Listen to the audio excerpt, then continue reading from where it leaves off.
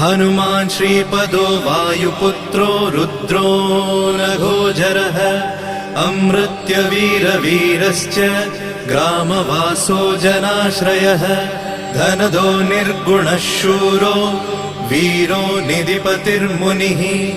पिङ्गाक्षो वरदो वाग्मी